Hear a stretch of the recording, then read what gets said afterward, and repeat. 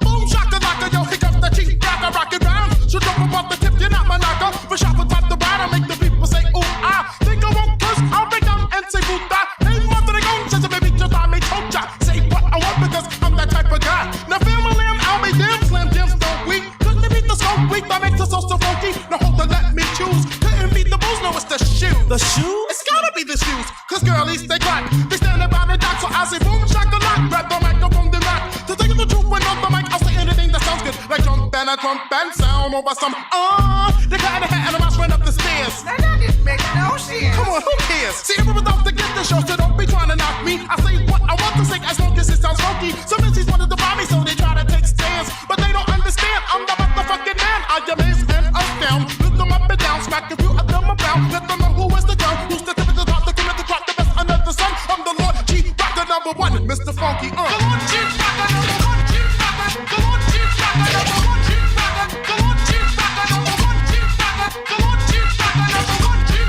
The Lord Chief Rocker number one, Chief Rocker. The Lord Chief Rocker number one, Chief Rocker. The Lord Chief Rocker number one, Chief Rocker. The Lord Chief Rocker number one, Chief Rocker. The Lord Chief Rocker number one, Chief Rocker. Well, I'm boom shakalaka. I got the fragrance, the funk, and it's smelling up the hip hop. A little bit of this, a little bit of that, mixed a little with this, and now I got a rap. I'm the chief rocker, so I guess I am in charge. I freak it with the twist, so you're booming in your cars. I'm the one with the flow, in the grip like G.I. Joe. I snatch, I grab, and then I grab the dough. See, if I was an Indian, I'll still be the chief.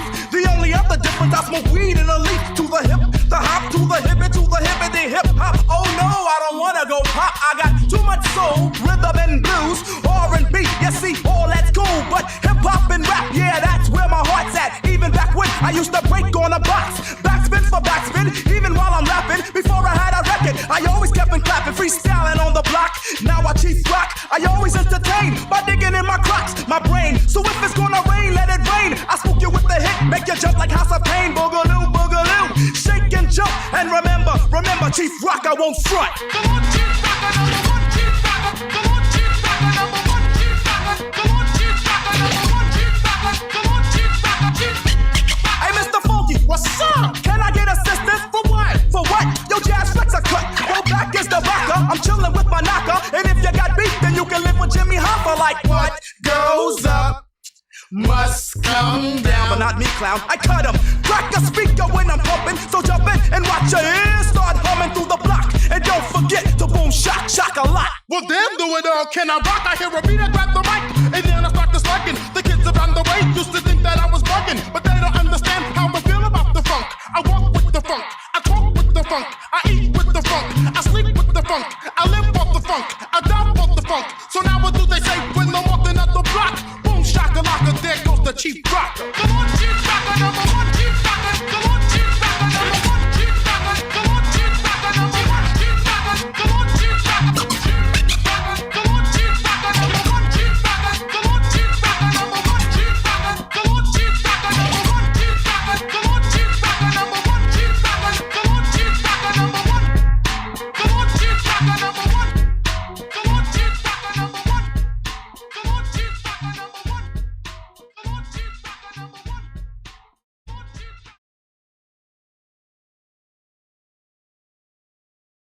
Holding now. This is the hip hop call. I sound a bit slow. I'm absolutely happy. Lots of stuff going on.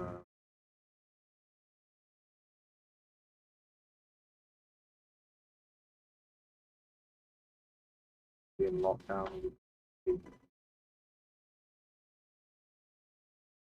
Yeah, it's going to be kind of a short one.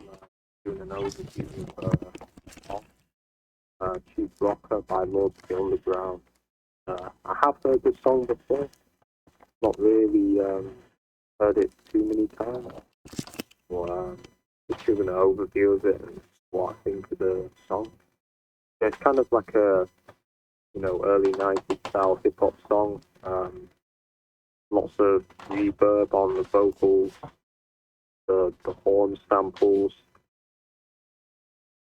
very distinctive sample. Like one of them songs where you hear it, you know what song it is straight away. if you've heard it once, you know what I mean. Like you don't forget it. So it's kind of very 93, 94 sounding, which is when it was made.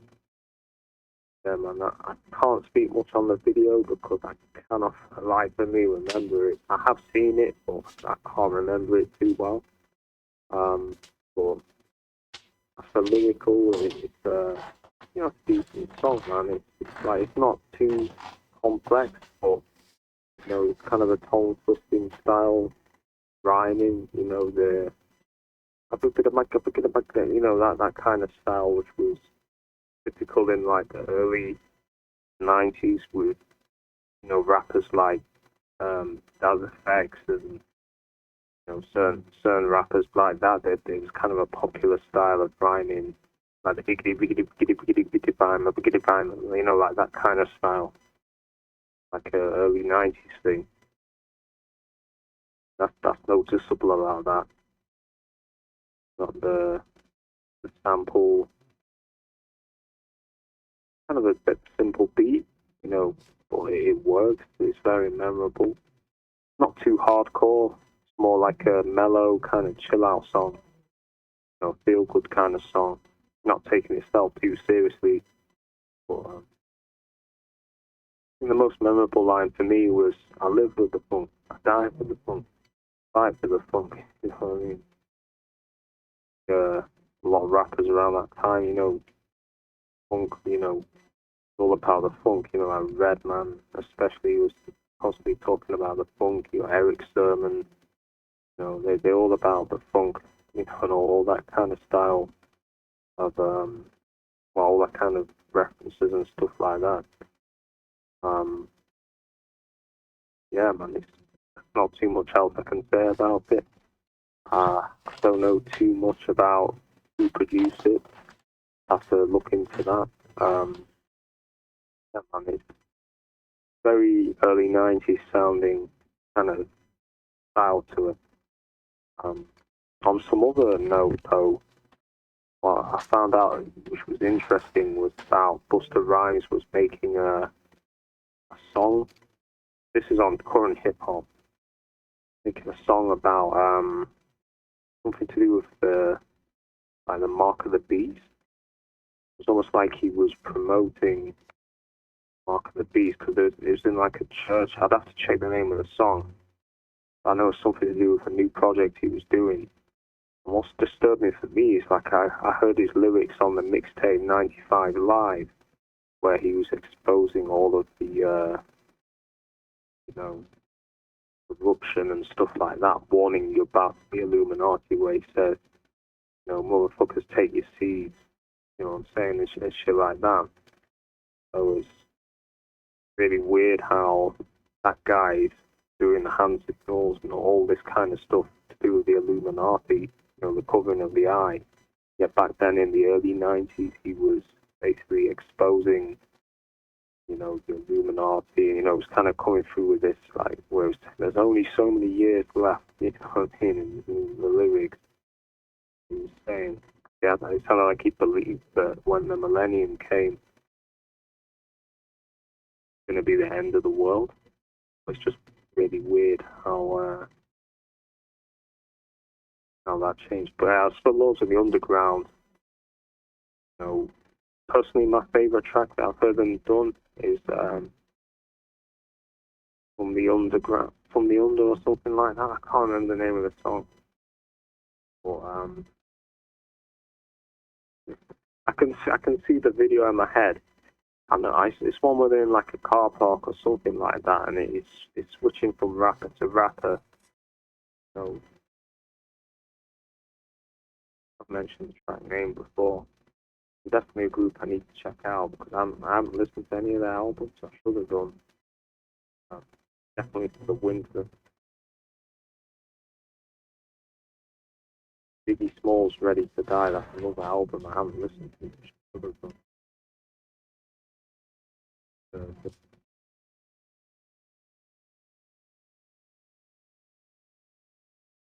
go through the But I also want to dig in the crates and go to the old school underground shit. Talking about, but yeah, man. So basically, the whole thing with the Chief Rocker, my 2 cents on it, man. It's one of the illest hip hop tracks as far as the beat is concerned. The content on it is okay. Like, you know, I saw and I heard like how he addressed it, man. You know, it's not like anything super special, and I agree. But it's definitely one of the best flows and beats ever created, man, as far as hip hop is concerned, you know what I mean? And as far as the video goes, you were right. It did take place, like, you know, flashing from one rapper to the other rapper.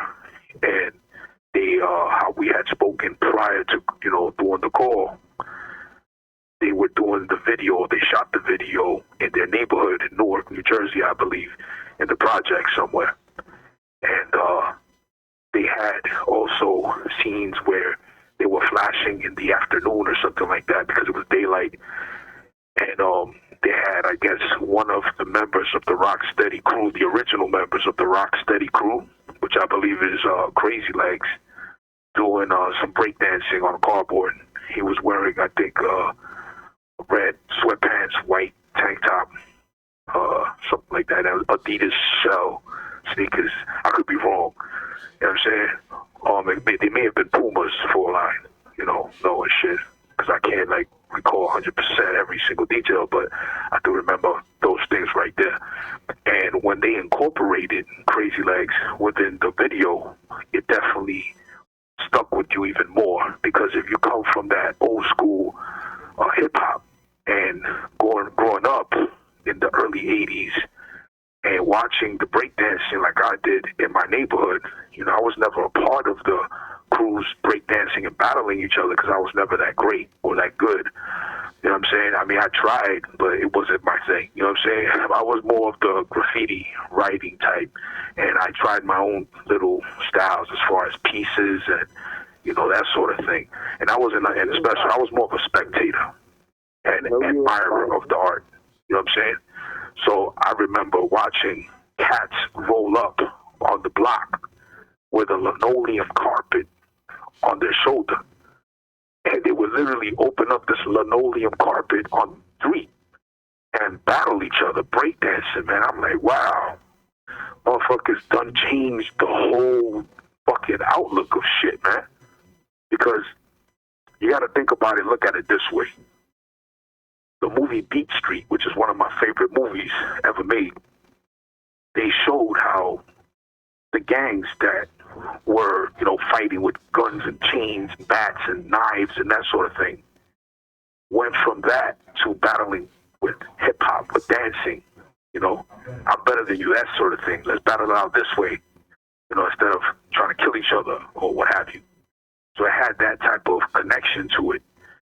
And what it did was it took it to another level at that time where there was a break from all that violence. I mean, violence still happened. I'm not going to deny the fact that shit still went down, of course. What I'm saying is in the inner city, as far as like cats that were into hip-hop, were more now trying to follow that trend of battling. So all that shit where, oh, you got a problem with this guy? Yo, battle it out, man. Dance it, you know, that's what, instead of fighting it out and shooting it out or stabbing it out, which motherfuckers would still do if it had to come down to it. But they yet chose to battle it out with dancing moves, breakdancing, boogieing, the electric boogie, popping and locking and all that stuff. Up rocking, which is a famous term from, you know, the battle days from Rocksteady crew. You know what I'm saying? That sort of thing could be seen in the movie Beat Street, which I'm going to add within the description box, the trailer of that movie, so y'all can see what I'm talking about. There's a famous scene there between the New York City Breakers and the Rocksteady crew that went down as a legendary battle. You know, I think it was the Roxy, which was a roller skate club, I believe, or some sort of club back in the days here in New York City.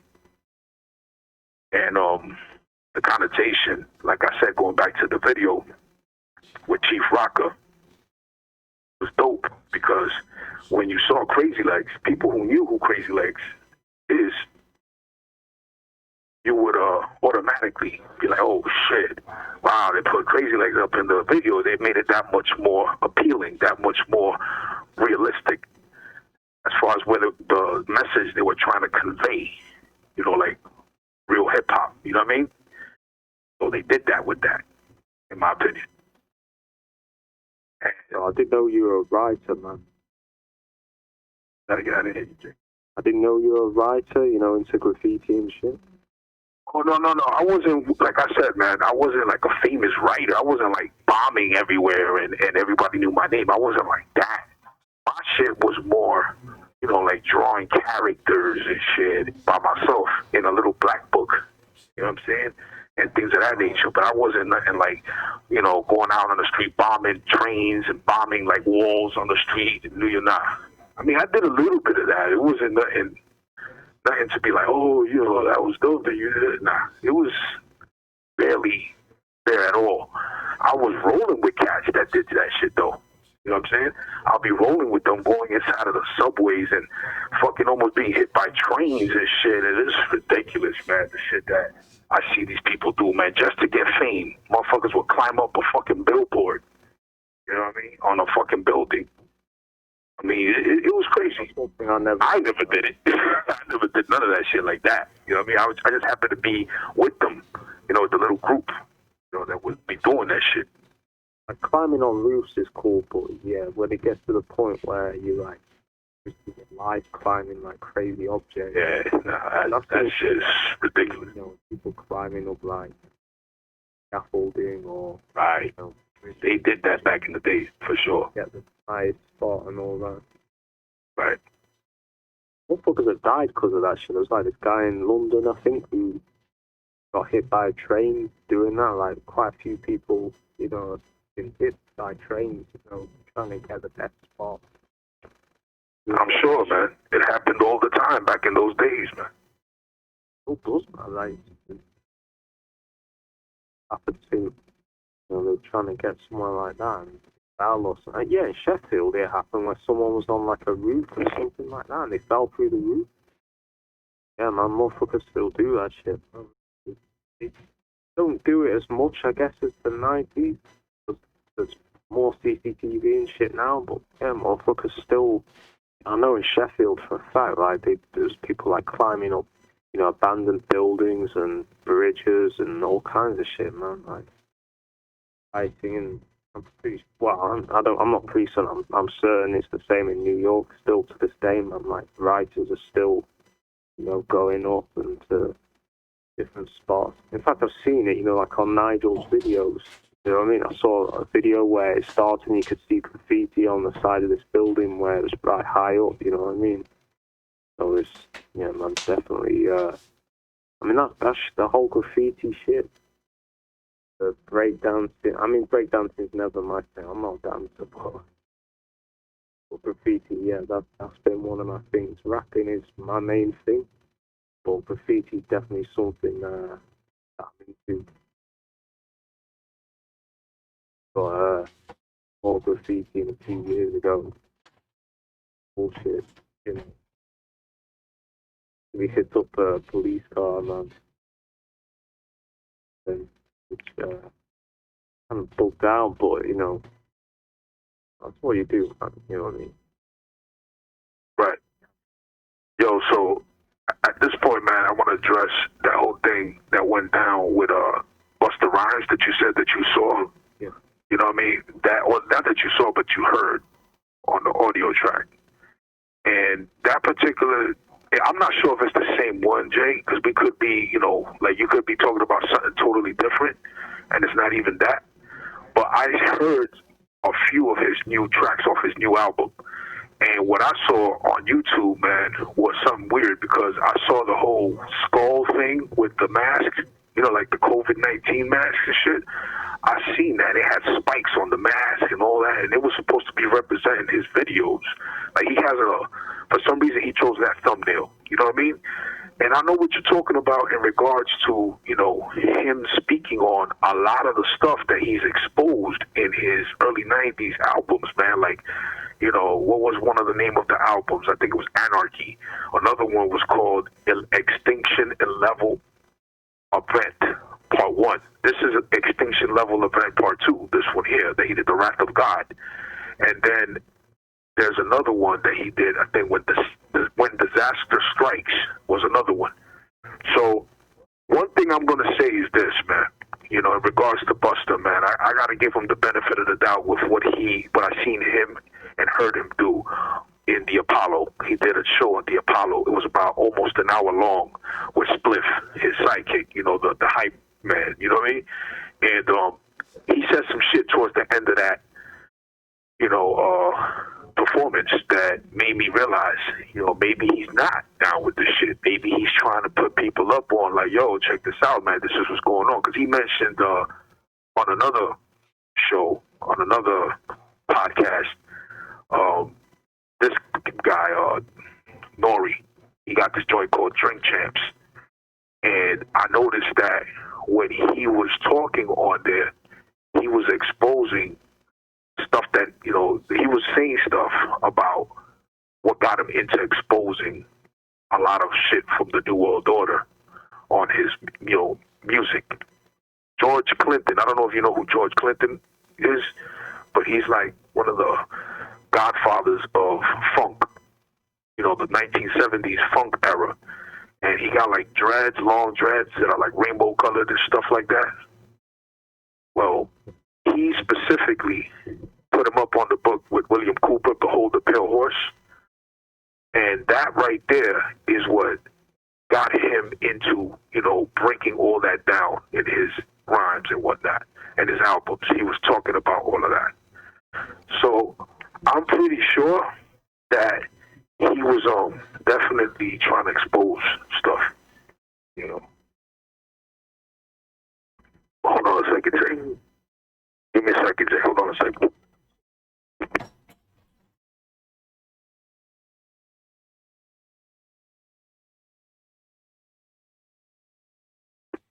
All right, so basically, the whole thing with Busta Rhymes, in my opinion, is that he was exposing a lot of the conspiracy theories, quote unquote, that have come to pass, that have come to fruition, that have actually happened. You know what I'm saying? And some that are actually happening right now. So the thing is that, you know, as far as Busta being a part of it, I wouldn't doubt it. You know what I mean? Because I see what you're saying. You know, he be throwing up the El Coronado, which is the devil's horns, a lot. You know what I'm saying? And like I mentioned earlier, man, it was a little odd for me to watch him, you know, with that thumbnail that had a skull face and then had the COVID mask thing, and it was all spiked up. You know, like punk rockers have a lot of spikes on their leather jackets. He had it on the mask, a whole bunch of spikes. So that's not necessarily anything to say that just because of that he's, you know, under the whole umbrella of, you know, the satanic agenda and all that. But it is odd. One thing that I also found out was there was some sort of like, I don't know if it was a tattoo or you know, some sort of, it looked like a carving on the skull, in the middle of the forehead of the skull, that looked like a symbol, you know, like a backward E and like two backward E's opposite ends of each other. It right in the middle of the forehead. You know what I mean? Like right above where the nose bridge would be, between the eyes type of shit. And I'm like, what the F is that? You know what I mean? Well, you know, got to do your research. You got to look more into that. But going back to what I was saying about George Clinton, who was, you know, pretty much the godfather of funk back in those days, I guess he took Busta Rhymes and other people under his wing at the time, because you know how the music industry, a lot of people, you know, they all know each other. And he was putting up Busta on, yo, you ever heard of this guy? Which is William Cooper, who wrote the book Behold the Pale Horse back in 1991. May he rest in peace, by the way. I believe that it intrigued them because when Busta Rhymes was talking on Nori's Drink Champs joint about it, he was describing, the era back then, how there was a gap of time where cats were talking about intelligent stuff. Cats were breaking down shit like, Public Enemy is one of his major influences. That's what Busta Rhymes said. He even let it be known on Drink Champs that Chuck D from Public Enemy is the one who named him. He called him, "You're gonna be Busta Rhymes." That's a good name for you right there. And he took that name. It was like an honor from the way he described it, from the way it sounded. So he came up, Busta Rhymes came up with the leaders of the new school and all that stuff, and he was into cats like Public Enemy, revolutionary hip hop, you know what I mean? Tupac, that sort of thing. Tupac was a lot later than that, but, just throwing that in there as one of the things he was mentioning on the podcast with Nori.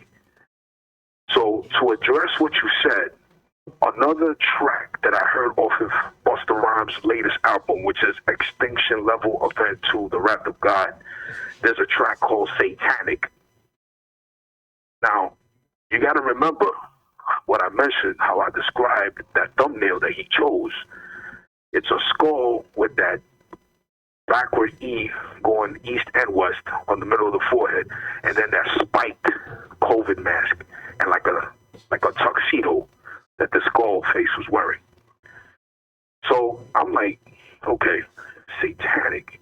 So of course you can't just judge a book by its cover and assume that it's going to be negative or what have you, because Busta's been, exposing mad shit, man, from back in those days, like you and I both agreed upon and we recall, right? So I just said, you got to listen to the track before you even come out and try to say anything, right? So that's what I did. I tried to listen to the track. When I listened to the track, I noticed that what he was saying pretty much was people need to be aware of the shit that's going on, how they're dressing up satanic agendas in the music industry and in the movie industry, and they're camouflaging it and disguising it as, a good thing. That like they're making it sound and look good, and people are falling for it. And people are forgetting about Jesus Walks. This is his words, literally. Jesus Walks is one of the tracks off of Kanye West's old album, one of his famous tracks that put him on the map. And that was a dope song. That was a dope track. So he was trying to come back and talk about how, from what he was describing, where we need to go back to, how people lost their faith in God, how people, are looking at an industry to guide them that has nothing but, a sinister, resulting type of plan for everybody. You know what I'm saying? They're not rolling with anything that's truly positive. They're trying to complete an agenda the same way that these motherfuckers are trying to complete an agenda by depopulating the planet. They're helping by putting out all this satanic stuff that people seem to be gobbling up like fucking candy. And I think that's what the message that he was trying to, convey on that track called Satanic. Now, I could be wrong because I didn't listen to it completely because I fell asleep in the middle of it. But from what I heard in the beginning, that's what I remember. So what I'm going to do is I'm going to listen to that entire track again when I got the chance. And we could talk about it privately, you and I, and compare notes on that. But I'm definitely going to add it within the description of this call so people could check it out themselves and, come up with their own thoughts on how they think or feel about what they hear Busta Rhymes, breaking down in his latest new album in that track called Satanic. And then I'm also going to add within the description the podcast with Nori and Drink Champs where Busta Rhymes was on there. And he was talking about, how that book with William Cooper, Behold the Pale Horse, influenced all his albums. You know what I'm saying? All his albums, that book. And how he put certain people up on that book that are in the music industry that know about it too. You know what I'm saying? Certain hip-hop artists that know about it. And you can, he said something about, you can see how they were influenced by it too. If you compare certain lyrics to certain facts that are in that book that they also try to share with the world within their rhymes. So as far as I know, and as far as, and that's the key word here, as far as I know, because I may not know other shit that you do, or someone else can come out and say, nah, but, Busta Rhymes, he said this or he did that. And one thing that I did see him do a lot, and I've already said this already, it's on the record, that whole thing about throwing up the devil's horns and all that, you know what I'm saying? That shit don't mean no I love you. I mean, they got that in Hawaii where they say that. You know what I mean? And other people say how this shit means something else. But we already know in the music industry, when they see devil's horns up, they know what that means. That's acknowledging Baphomet, which is basically the devil, Lucifer. So that's, as far as I know, that's one of the main things I've seen him do. And I still see him do it. You know what I'm saying? To this day. You know what I mean?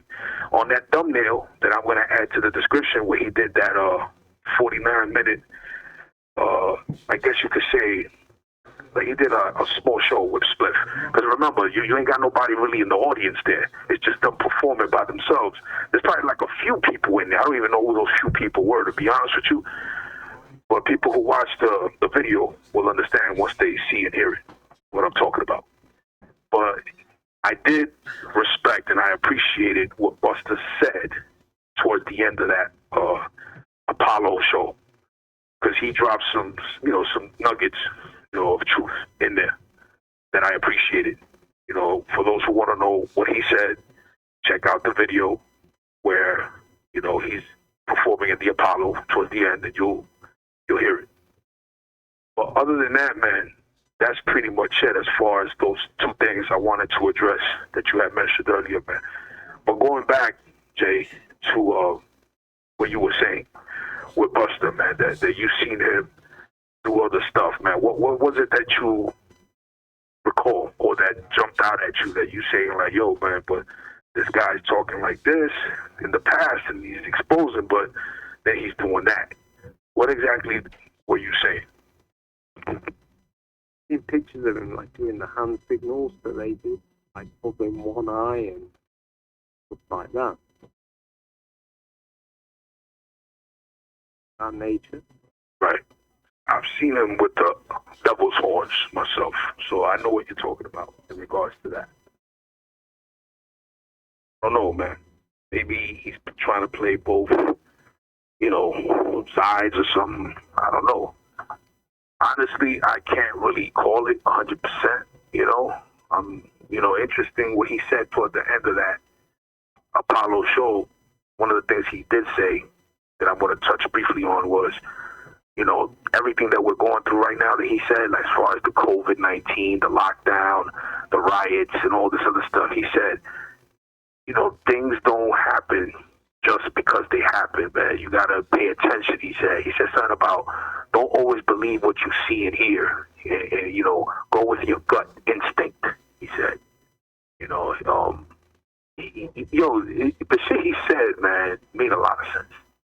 And it didn't seem like he was a part of the shit. But then again, you never know, 100%, right? So I'm just putting out there what I've been able to pick up on, as far as I know. And that's the key word here, as far as I know. I don't know everything, but I know that much to that limit as far as the latest, the most recent. You know what I mean? For all I know, I could be totally off and wrong about thinking about the whole thing with him and Devil's Horns, but I don't think I am, to be honest, because we've seen that way too many times with other artists, like you said, covering their left eye or with the Devil's Horns up or with the shush, finger on their lips to not say nothing, like silence and all that. So that's real. That's not some made up fake Hollywood intimidation. No, that's symbolic. These people communicate with those type of signals to one another. That's what they do. Same way that these perps and these organized stalkers use a lot of programming hand signals around us. It's more or less the same thing. They communicate in that way. You know, you could have a high-ranking Freemason that's the director of a company or CEO of a company that makes movies in Hollywood communicate with another high-ranking Freemason that owns another, you know, movie company, and they'll make a movie, and within that movie, they'll be communicating with one another, man. This is the type of shit they do, man. It is what it is. Right. Your thoughts? Yeah, I have to agree. I mean, like, it's spot on how they do it. And, it's like a silent language, almost like gang signs, how gangs have their hand signals. Same thing.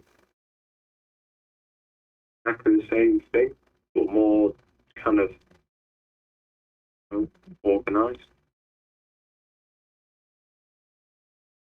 Yeah, that's the thing. I mean, maybe he's playing both sides. Maybe he's working for one side, pretending to be the other. You know what I mean? It's hard to know whose side he's on. Right. Yeah, I can't doubt that he's definitely exposed a lot of this shit. Like hearing his freestyle on 95 Live and hear him exposing this shit, you know what I mean? I recommend you listen to that. That's where he basically starts talking about the Illuminati and how they're planning to do, you know, this New World Order stuff and all that. Yo, Jay, pardon me, man. Do me a favor if you can and get closer to your mic because you sound far away unless you got us on speakerphone, man. That's probably what it is. Yeah, I put it on speaker because I'm struggling to, well, I can't even explain, with the phone's a bit tangled up, so I'm struggling to hold the receiver. But, yeah, I was saying on 95 Live, that mixtape, by Do What, his freestyle on that basically exposes a lot of the Illuminati shit and New World Order shit that's going on. So it's hard to know, man. It's like, maybe he was turned, or maybe he was playing both sides, or I don't know. Right. Like I mentioned, man, we don't know.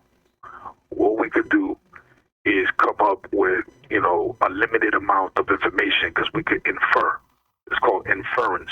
You know what I'm saying? It's inferring information that we gather together from what we witness, you know what I'm saying, and what we know of. And we come down with, you know, a possible conclusion. You know what I mean? Yeah. So, pretty much it here, man. But it's a fact that Busta Rhymes, when he started, you know, all his albums from the beginning, he was exposing all that shit, and you could literally hear the influence of the William Cooper, the Hold the Pale Horse information in a lot of his albums, man. From the beginning to the one up to now, man. Literally, you could definitely pick up on it. If you know about the book, if you've read the book, you could definitely pick up on that shit. So it's not like he's, you know, talking out his ass. You know what I mean? Like, this shit is real. That shit is real. I could definitely vouch for that. You know what I mean? Put my stamp on that. You know what I mean? Yeah. I'll check that out, man. I've heard of it, I think. I've not actually read it. I didn't read the entire book. I read most of it. What I'm going to do is I'm going to add it to the description box, too, so people could check it out. You know what I mean? It's a fucking powerful book. You know what I mean? This man was a very brave, highly intelligent man. You know what I mean? And he was for us, meaning for the people. And government pretty much took him out in his own house. You know what I mean?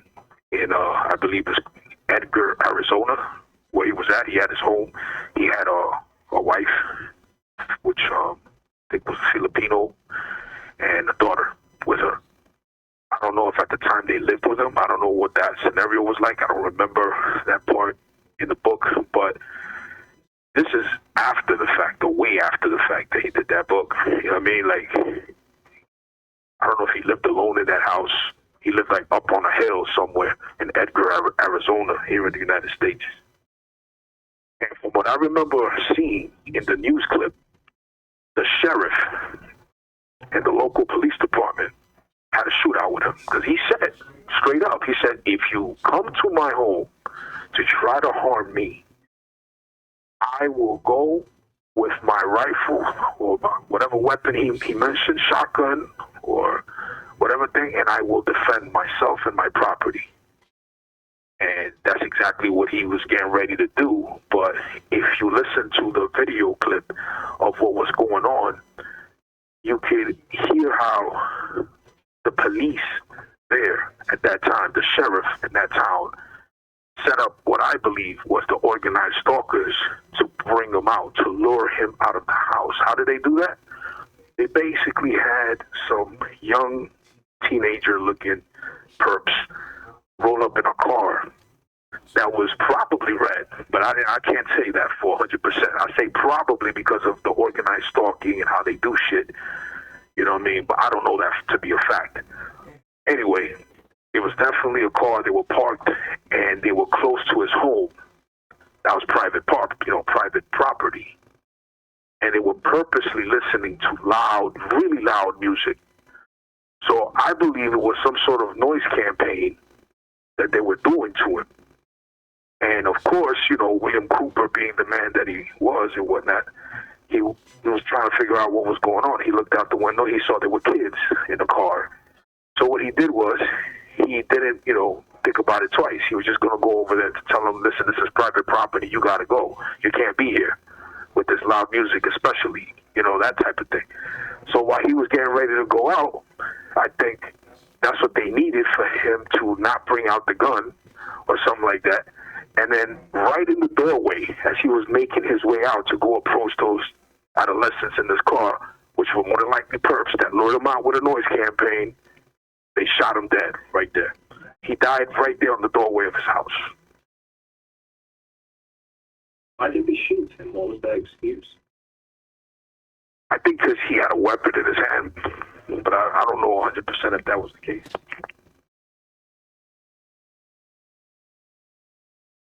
That sounds like how these bastards are doing.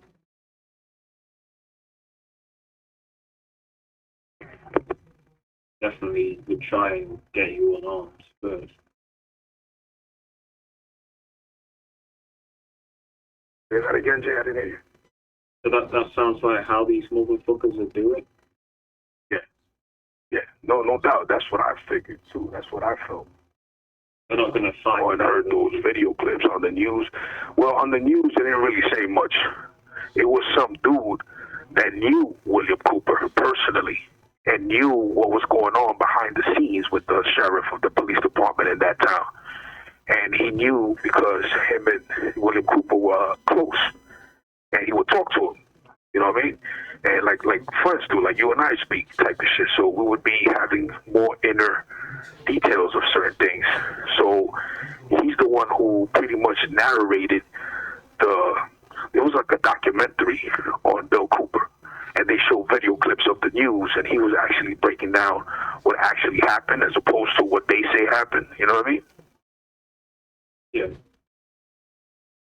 I'm going to add all of that within the description of this video.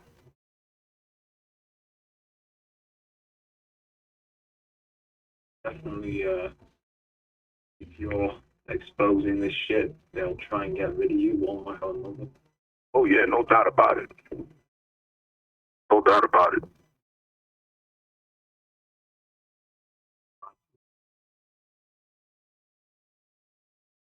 Yeah, back to the hip-hop shit, man. I mean, Yo, what did you really feel about that beat, man? The Chief Rocker beat?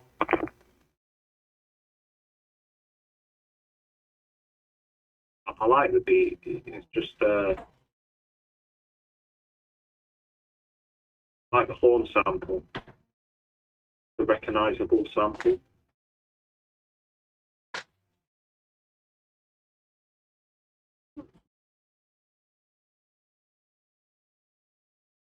What did you think of the lyrics? Lyrics, straight up early 90s. Style of the delivery and all that. It's like straight 92, 93, 94.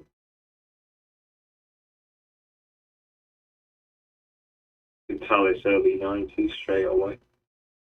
How it's delivered.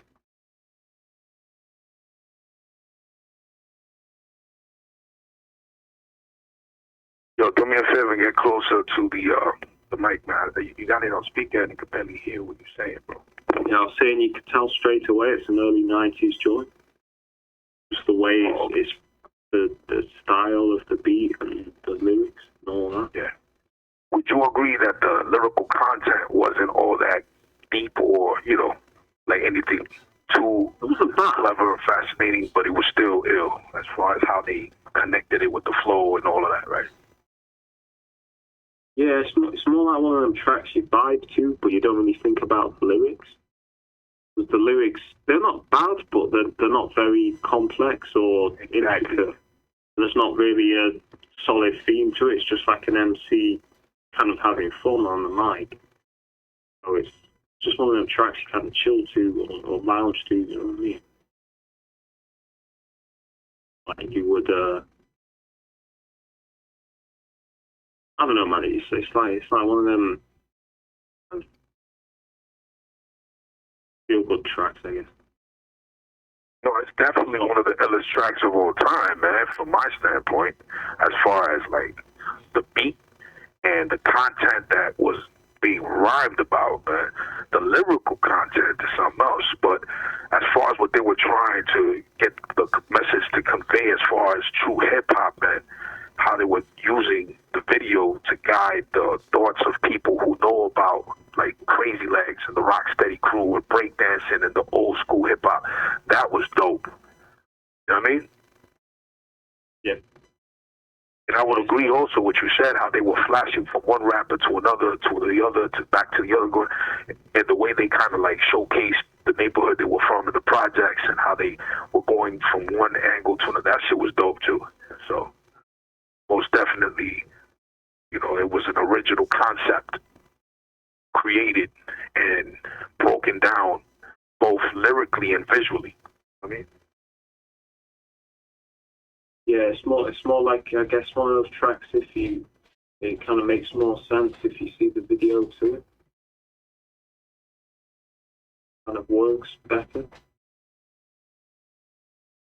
Yeah, the song I was talking about where they were switching, I guess they did the same tactic to film it in that, was that Never Faded one. That's what it was called. That's a similar kind of filming where it switches from rapper to rapper. But that's in like a outdoor space. Good kind. Never Faded, was that part of the same hip hop group, Lords of the Underground, that did that? Or? Yeah, it's another one of the tracks. Okay, because I don't remember that one, but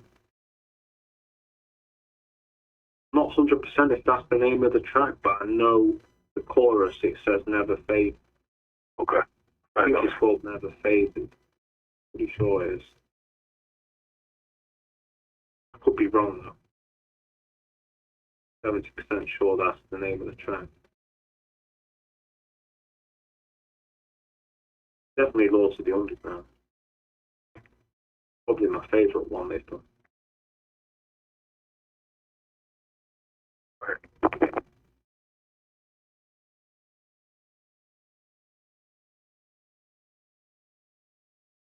I don't know if you want to end the call now or if you want to talk about some other stuff. I'm really knackered, man. It's been a good call, man. Like, on the subjects of the whole hip-hop and the secret societies infiltrating it shit, that's definitely something that is very, interesting to speak about and important to expose it. Absolutely. These motherfuckers definitely have infiltrated hip hop, and they've got the Freemasonic shit in there, and the satanic Luciferian shit, and all that shit. Oh yeah, big time. It's like if they use the hip hop culture as a way to convey their satanic agenda, because they know that the music is so impactful and popular, and they're gonna go with whatever music seems to be the most captivating at the time. And they know that hip hop started off from what they thought was going to be a fad into the huge success that it's become. You know what I'm saying? Globally, internationally. So that's where they gravitated to because of that. And they try to do it like with everything else, like movies, popular culture. They influence that too. You know what I mean? So whatever's popping, that's what they use. Yeah. Yeah, because it's like rock and roll was like their medium before that. Whereas today, like hip hop and pop music are like the main two kind of avenues they go for. Absolutely. You hit the nail on the head when you said rock and roll, and also heavy metal. We got to remember heavy metal, man. They did a lot of backmasking on heavy metal tracks back in the day. The same way they've done backmasking on hip hop tracks, further up in the recent, past. So, yeah, man, it is what it is. They use whatever is popping, man, pretty much. It's what it, boils down to. They see and hear, because they need to witness that shit. They need to watch it and get statistics, man. They got their people out there infiltrating clubs and concert halls and all that shit. And they know who counts the numbers, how many people, how much money it's making and all that. So they could tell if an arena, right, if you look at a football field, that's just, well, that's too much. That's actually too much. Let's go less than that. Let's go into a concert field, right? Let's say the maximum of people that could fit in a concert is 15 to 20,000 people. Let's just say that off the back, right? They already know if they fill those concert halls with that many people, they got something going there. Meaning, not just business-wise. They know they got that on lock already. They're looking at the aspect of influence and who's doing the influencing. See what I mean? Like, they got to get those people working for them. They got to make sure that they're down with the program. You know what I mean? Yeah, I feel as well like if you're an artist, they will. I feel like they tried this with me at some point. But it almost felt like they were trying to recruit me to do their. I had Masonic people, around me. It seemed around the time I first started rapping. A motherfucker with like a Masonic ring suddenly came out of the blue and started chilling with this girl that I was kicking it with. Just weird shit. Like this girl started talking to me, and then she was saying she's she turned out to be a perp, but she was talking about how she was into music and like a promoter for music videos or something like that on YouTube. And she was asking me about my music, so it almost felt like they were trying to. Her name turned into like her nickname was like something owl or something like that. So it's like with more gimmicks and shit. Yeah, they be having jokes like that. I know what you're talking about.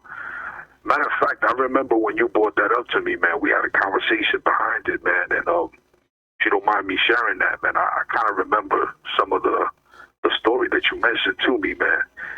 And from what I remember, you said there was one point, I don't know if it was a second time or a third time that you met up with them. And I guess that last time that you met up with them in a bar setting, I think it was, he was trying to get you to notice the ring on his finger because he kept tapping on the table, tapping, and you were wondering why did he keep, tapping his finger on the damn table for. So you thought it was some sort of dark NLP tactic that he was doing. But in reality, what he was doing was trying to get you to notice the ring on his finger that was a Masonic ring. Yeah, that's right.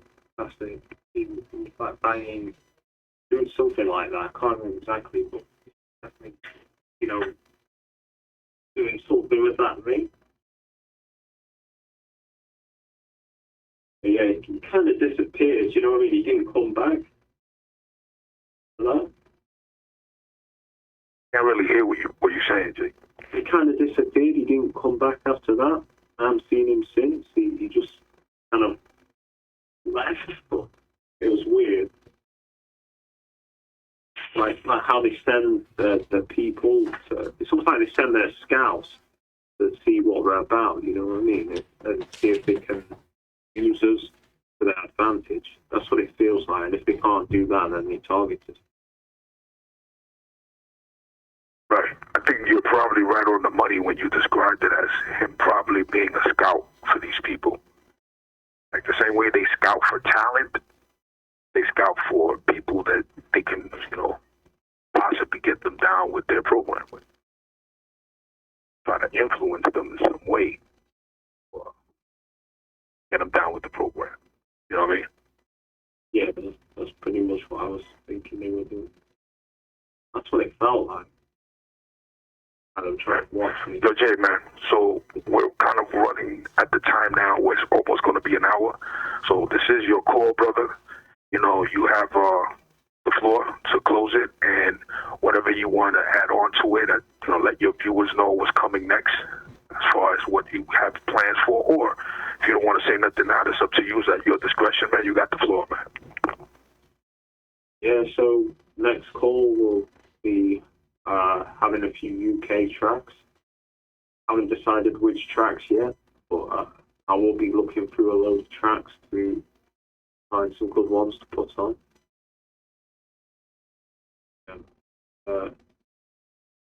Knackered, man. Tiring this week is, and next time I should have more energy and be a bit more focused. Yeah, man, this is how this call is. I mean, we go into all types of subjects. In hip-hop, it's not just the music, it's about the culture, the backstory, stuff like that. So, yeah, man, pretty much feel comfortable to wrap the show up now. And, yeah.